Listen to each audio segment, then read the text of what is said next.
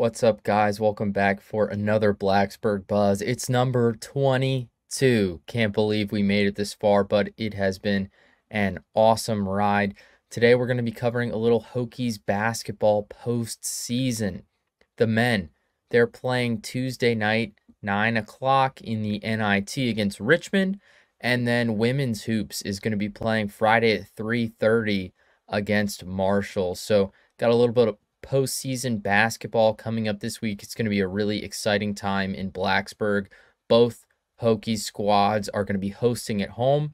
So really exciting time here. We'll go ahead and jump into the men's game just because it's coming up first, and then we'll go into the women's game a little bit. But first, we just want to talk about the ACC tournament some. It was insane going there covering it. It was a great time. I was there for the whole thing. And watching NC State go on their run was incredible.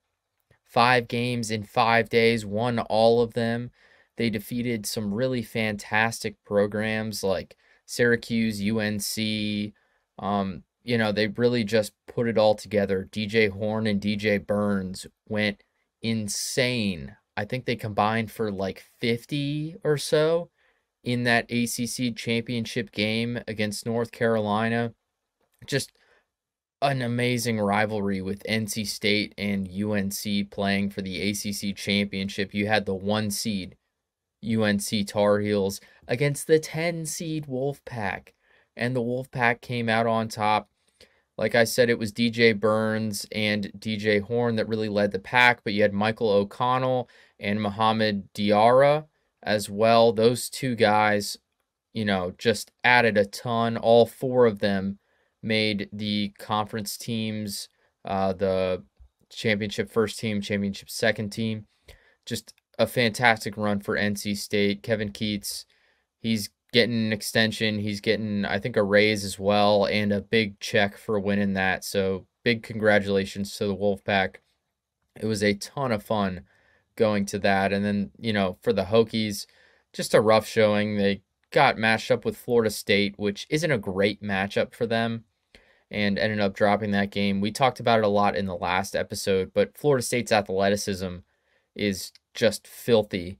And matching that up with Tech, it was really hard to guard and get stops on the defensive end, especially when you're missing a guy like Mekhi Long, who really fits in. He is that physical, agile forward that the Hokies have, and he's been out for several months now, and he would have been a big piece in stopping them with his just defensive abilities and such. But without him, really tough matchup with Florida State, and the Hokies just couldn't get it done. So couldn't make it into the March Madness bracket, but they do get an invite to the NIT. Virginia Tech's going to be hosting Richmond Tuesday at 9 o'clock p.m. The Hokies are a 3 seed in the tournament. A little bit of history for Tech in the NIT. They've got 2 NIT championships in 73 and 95. A couple other times they've made it to the 3rd or 4th round, but not since 2010, where they lost to Rhode Island in the 3rd. So it's been 1st round or 2nd round for them all of their recent times since 2010. There's been a couple, including last year, where they fell to Cincinnati in the first game on the road, 81-72. So hopefully with Tech at home, where they've been really good, they can take this game. The Richmond Spiders are 23-9 this season. Pretty solid group. They sit at 82 in the KenPom compared to Virginia Tech, who's at 57. And then in the net, Richmond is at 73 while the Hokies are at 60. So a little bit of discrepancy there, but it's not a huge jump, especially in the net, just 13 places. So not terrible. Richmond's been really good this year. I mean, 23-9. If you lose less than 10 games, you are a good team. They got a few notable games. They've played quite a few tournament teams, like a loss to Florida, 76-87. So 11-point loss to a 7 seed in the tournament this year in the Florida Gators. They beat Duquesne, who's an 11 seed, 63-61. And they also beat Dayton, who's a 7 seed, 69-64. So a couple really good teams that they've played. They beat 2 of them, lost to 1. And then just Richmond through December and January, they were filthy, rattled off an 11-game winning streak during almost all of December and all of January. Just incredible run for them. And, really showed us what this team is capable of. They can beat kind of anyone, and they're a lot better than you might think. A couple players we're going to have to watch out for Tuesday. Jordan King. He's a grad transfer from ETSU, 18 points per game, 4 rebounds, 1 steal. He is a lethal shooter from deep, shoots at 42%, and in 14 games this season, he scored over 20. So look for him to be a real offensive powerhouse against the Hokies, and, they're going to have to shut him down or just find a way to get in his head. Or on the other hand, shut down the rest of the team, let him do his thing, and just worry about everyone else. So gonna definitely be watching out for Jordan King. Then you got Neil Quinn, 7-foot center in his 5th year. He transferred from Lafayette a couple years ago. 13 points per game, 5 rebounds, 4 assists, and 1 block. So, he'll be a problem with that 7-foot. Really going to have to see some good defense from Lynn Kidd and Malijal Poteet to keep him, in check. And maybe Patrick Wessler, depending on how the game's going, we could see him in as well, as he's another 7-footer for the Hokies. Then Isaiah Bigelow, another grad transfer. He's from Wofford, where Mike Young used to coach. 11 points per game, 6 rebounds, 1 steal. And then Jai Bailey, 10 points per game, 4.5 rebounds, and 2 steals. So the winner of this game will play the winner of Ohio State and Cornell on Friday the 23rd or Saturday the 24th this upcoming weekend. So that's what the next game could look like for the Hokies if they can take down Richmond. And then what everyone wants to hear about, the women are going dancing. The ladies are going to be hosting in Blacksburg once again. They did it last year, made their run to the Final Four, where they lost to future champion LSU. So we'll see what the Hokies can do this year. We don't really know about Kitley still. There's still a lot of mystery with that. We'll go into that just a little bit later. But first, let's talk about Tech and what things are looking like, and with Marshall thundering herd. So the Hokies earned the 4 seed in the Portland 3 division. They're ranked 13th in the AP poll.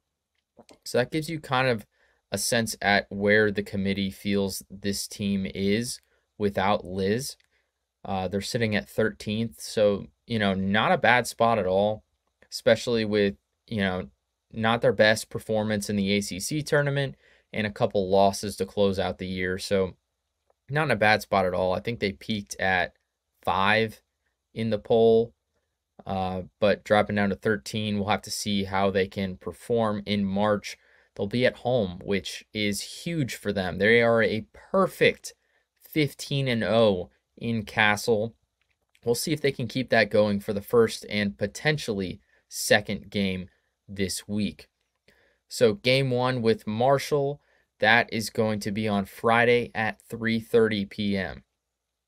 A couple other notable teams in the Portland 3 division that the Hokies may end up playing a little bit later in March Madness is USC, University of Southern California. They've got Ohio State and UConn in. So, some really talented teams seated just ahead of them. We'll see if Tech can win the first 2 games and potentially match up with those groups, but who knows what's going to happen. So playing Marshall Friday, 3:30 at home. It's going to be electric in Blacksburg. They sold out in like an hour for regular tickets, so that is going to be a super fun game to be at. If you got tickets, congratulations. If you didn't, I heard they're going on SeatGeek and StubHub and whatnot for like 3, 4, 5 times face value. So, good luck getting anything because it is going to be packed in there. The Hokies have been selling out the arena quite a bit this year, more than any other season in their history. I think they had 5, 6, 7 sellouts in the regular season, and I think they only had like 1 or 2 in their entire history for the regular season before that. So really, really huge props to this team as they are pulling in the fans, and everyone just loves to watch them play. They're a really fun team to watch, especially when everything's clicking. You've got Amor, your agile, just run and gun point guard who can dish as well. She can shoot it from everywhere. You've got your 3-time ACC Player of the Year, Liz Kitley, down low. You've got the electric freshman, Clara Strack, down low as well. And then just surround them with shooters. Matilda Eck, she's had a rough go the last couple games, but she's deadly from behind the arc. Karis Baker always comes in off the bench and lights up the opposing team with a 3. I mean, this team is good. Kayla King, when she gets hot, you better watch out. She'll drop 6 threes on you. I mean, this group is very talented, and if we see everything click, we could see another very deep run from this group. So they're playing Marshall. Marshall is 26-6 this year. Very talented team. They've got a great record in the Sun Belt. They actually won the Sun Belt this year. They're 12-5 on the road, so pretty good on the road, but with the Hokies at 15-0, it's definitely going to be something to see with this game. So Marshall, they closed out the year with a 10-game winning streak. Absolutely insane. They're going to be a problem. They're a very interesting team to see. Their Sun Belt championship game was very odd. One of my friends, Colby Talley, he posted on Twitter and I saw it. The stats from that game are ridiculous. I'm going to go back and watch it. But Marshall, they had 20 steals and 5 blocks. They forced 39 turnovers for JMU. They also had 32 offensive rebounds. So obviously they won the game looking at those stats. And then what do you see? They only hit 17% of their threes. They took 46 shots from deep, and they only made 8, and they pulled out with the win. I mean, just what a crazy stat line to look at. 46 attempted threes, 32 rebounds on offense. They forced 39 turnovers. It looks like video game numbers, and this is in a conference championship. I mean, like, what's going on? This team is small, but they are quick, and so it's going to be really interesting to see how that matches up with Tech.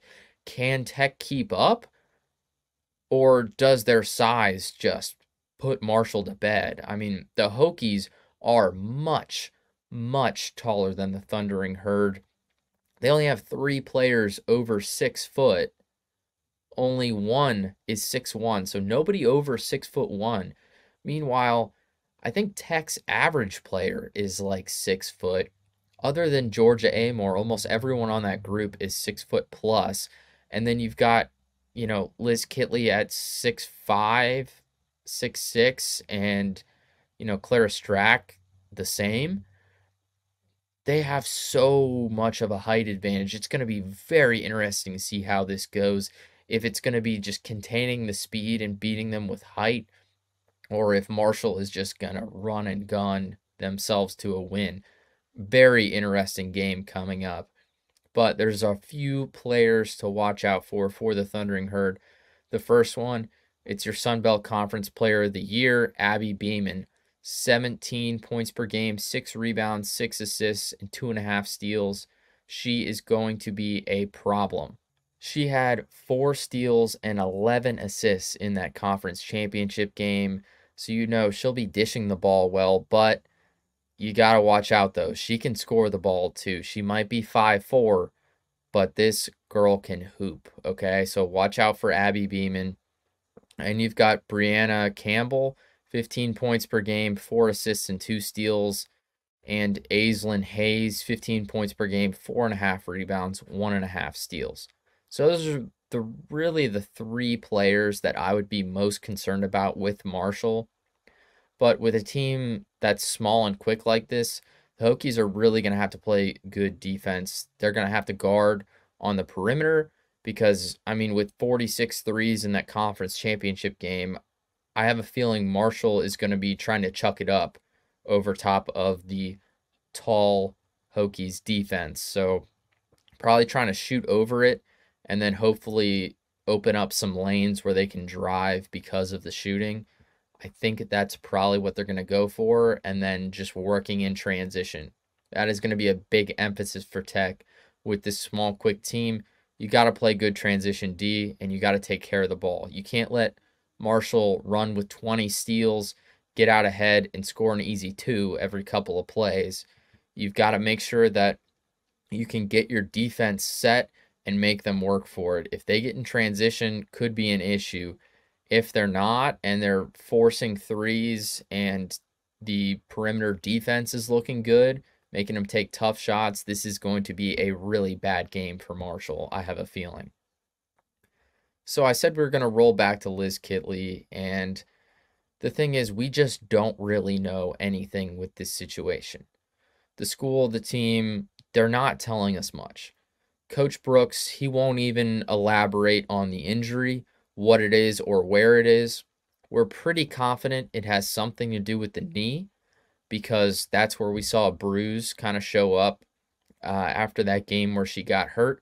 We saw a bruise show up around her patellar tendon just below the knee where all those quadricep muscles attach. So we're pretty sure it's with the knee.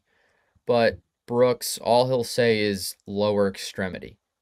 That's all he's going to say. That's all he said. A bunch of the media talked to him the other day, and he wasn't willing to elaborate.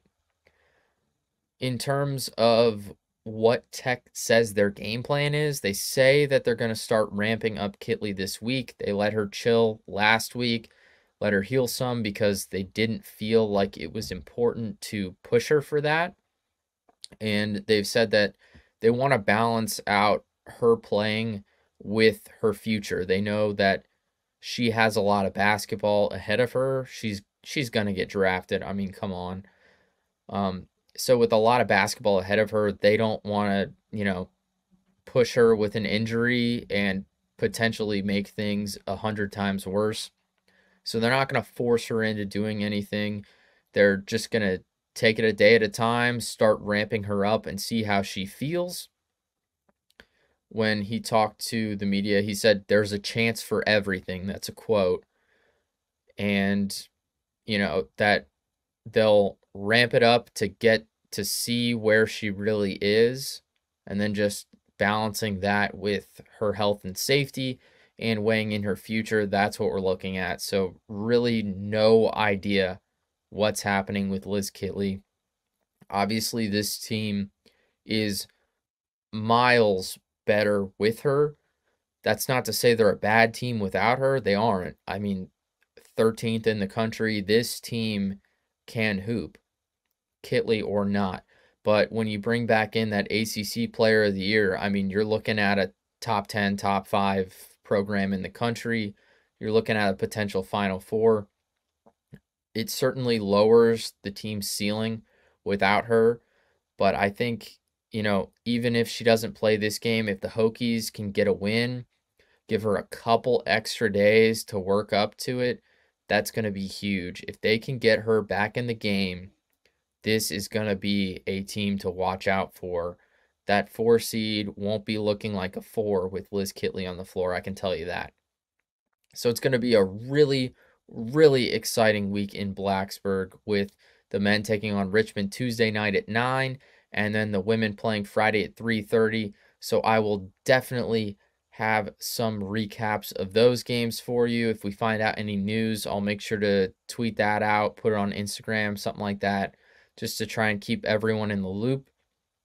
So make sure you catch those games. If you can't come to them, definitely watch them on TV because it is going to be super fun. Who doesn't love some postseason basketball? Men in the NIT and women in the big dance. So make sure you check those out. That's all for me for now.